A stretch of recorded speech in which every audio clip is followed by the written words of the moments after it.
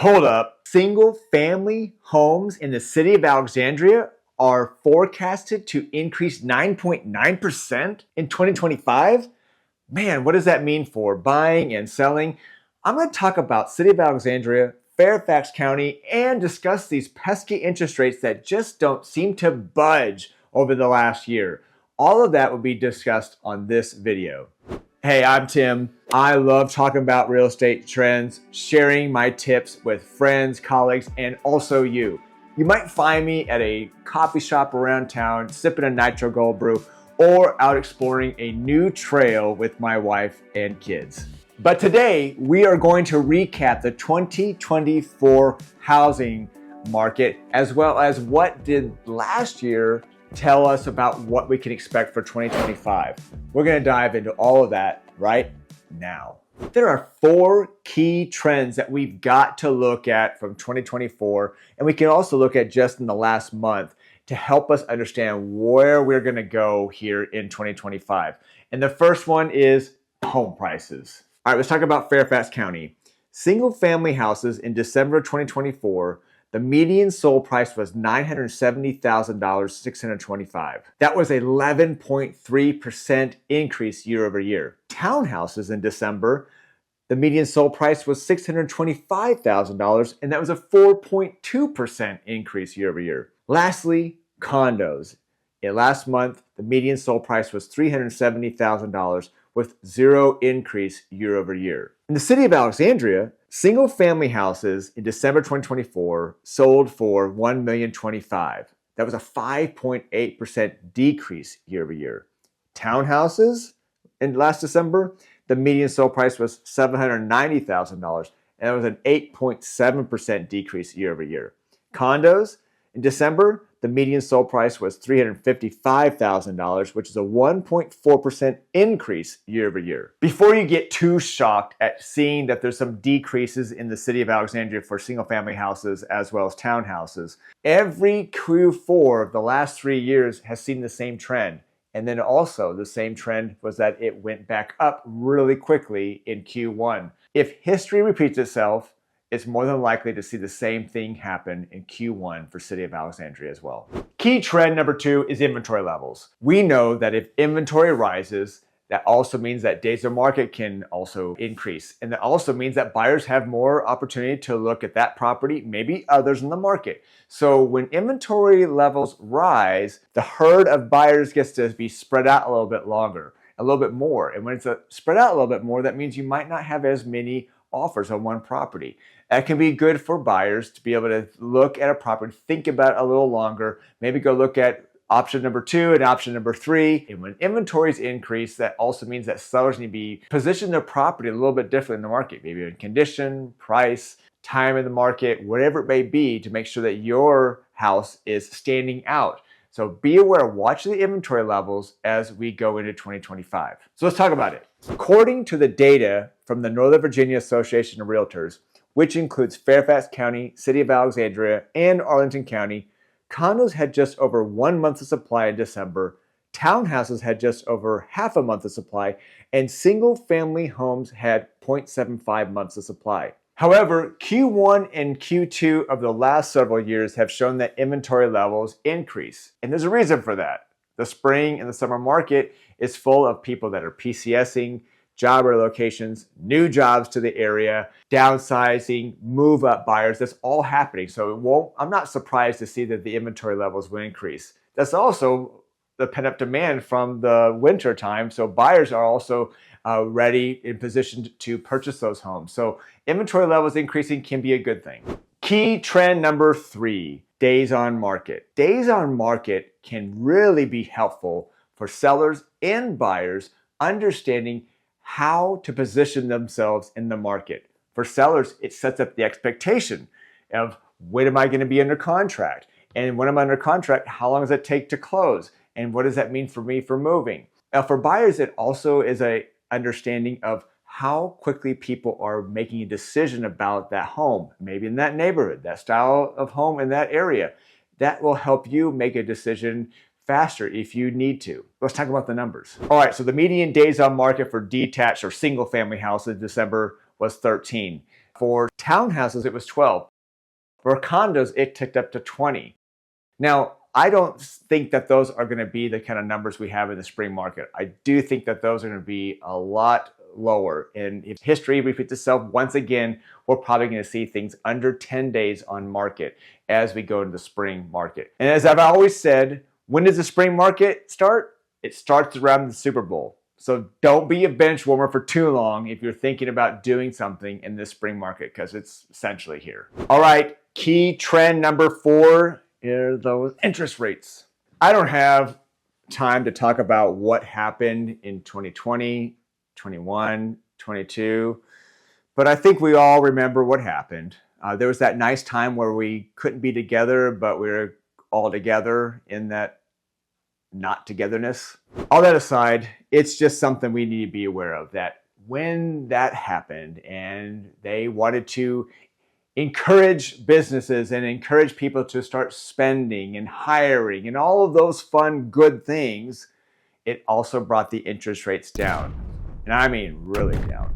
There was a lot of purchases, a lot of escalations, and when you had a 2, 3, 4, even a 5% interest rate, it got people moving.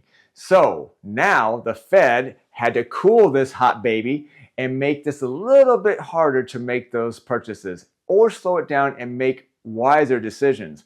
And that has trickled down to our interest rates for mortgages. And buyer behavior has been very concerned about what they're going to do and how they're going to do it. And that makes total sense. So keep that in mind as we're going into 2025. But when we look at 2024, let's just see what really happened and what that means for 2025.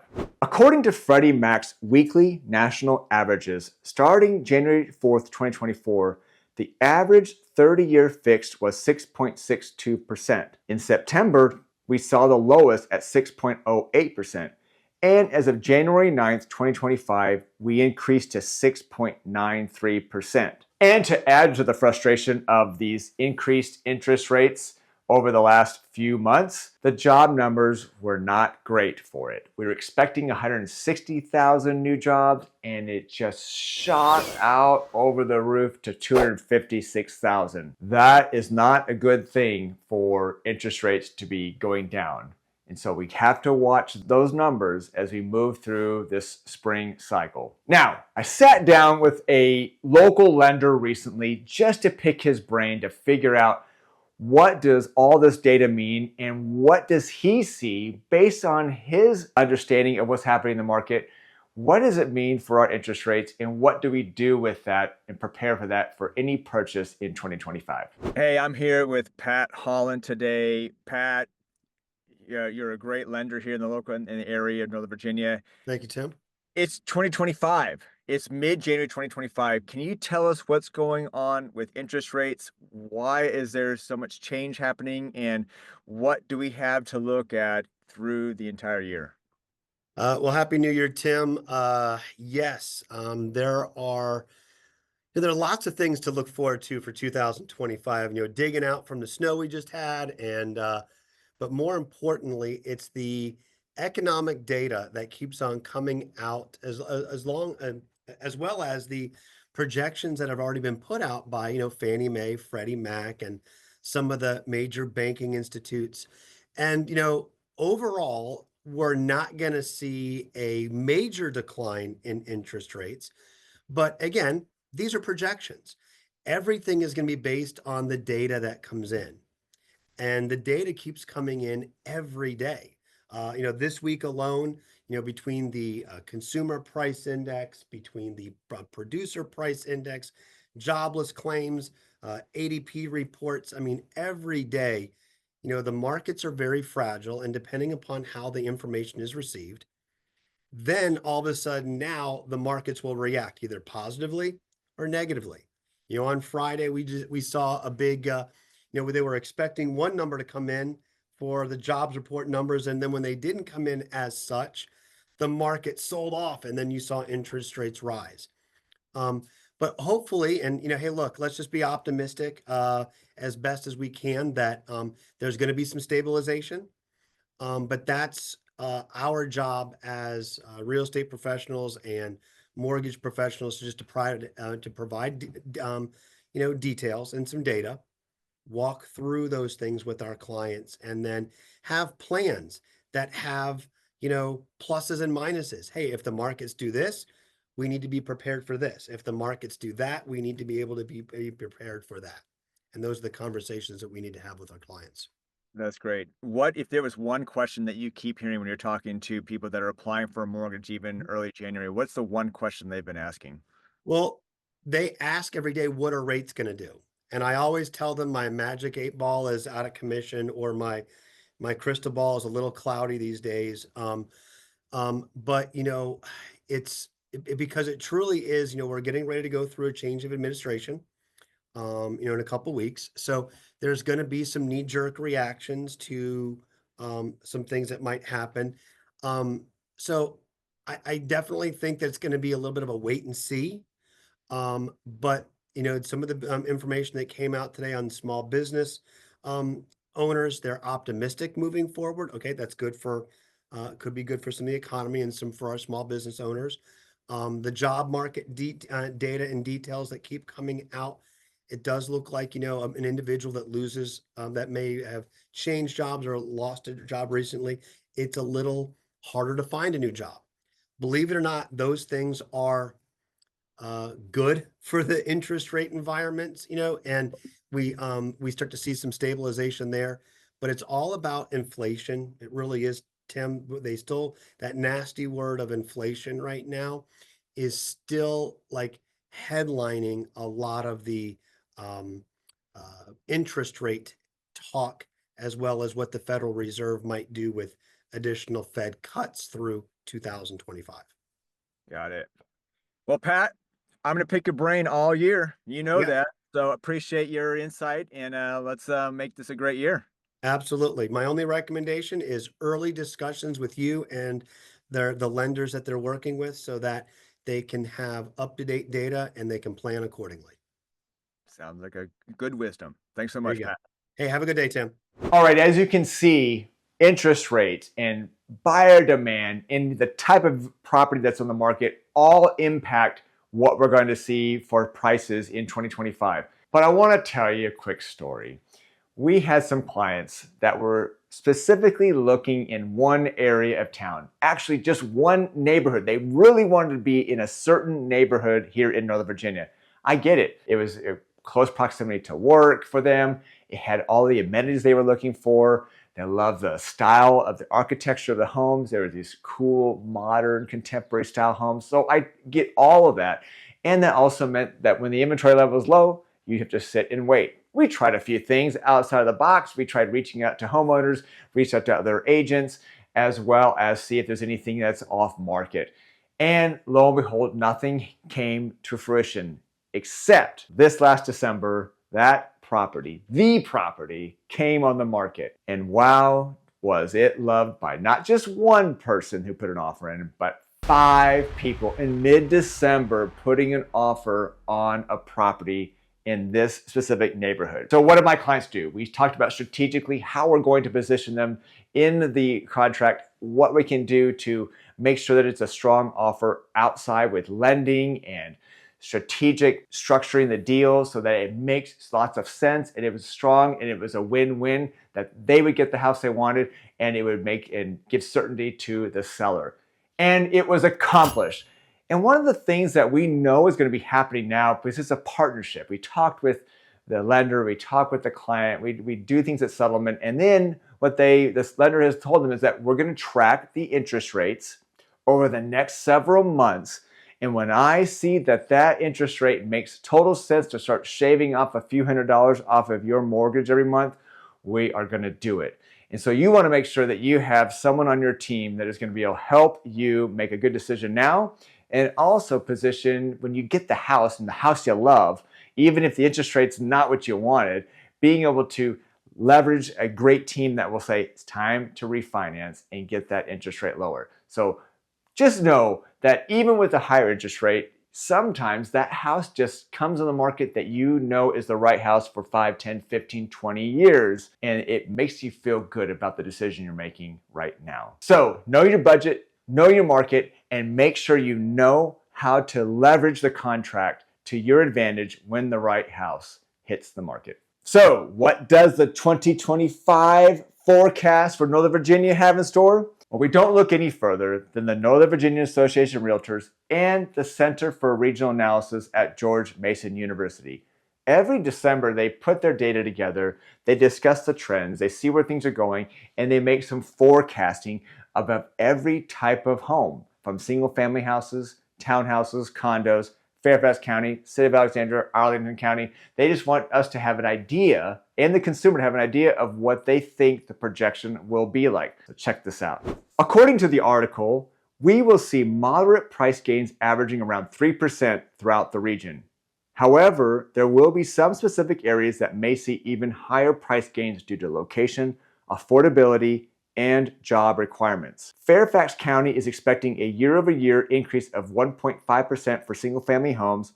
Townhomes could see an increase of 3.9%, and condos will see 3.5%. In the City of Alexandria, they are forecasting a 9.9% year-over-year change in prices for single-family homes.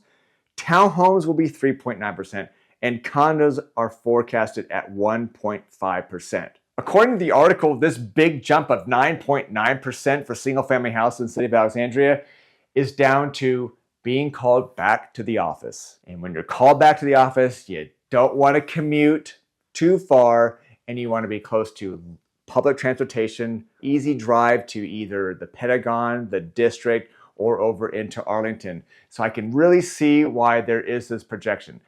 9.9% is high. I'm not sure if that's going to actually happen, and I'm definitely interested in watching it through Q1, because remember, Q1 is when City of Alexandria roars in single-family house as price increases. So let's see what really happens in the next few months.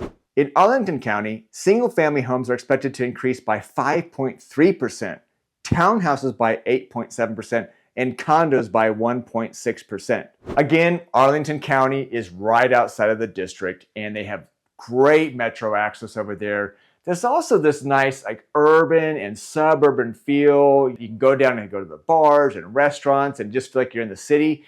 Or you can just drive a couple blocks, walk a couple blocks, ride your bike out to this really suburban feel. There's local parks, there's the local hardware shops. There's some great ones out there.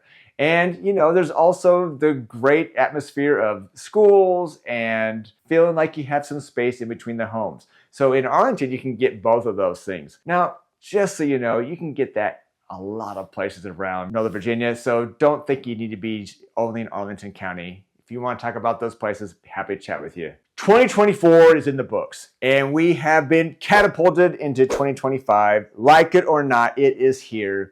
And is here to stay for at least a year. But there's going to be a lot of real estate changes. We're going to have to really watch the interest rates. We're going to have to watch if that has any kind of impact on buyer behavior.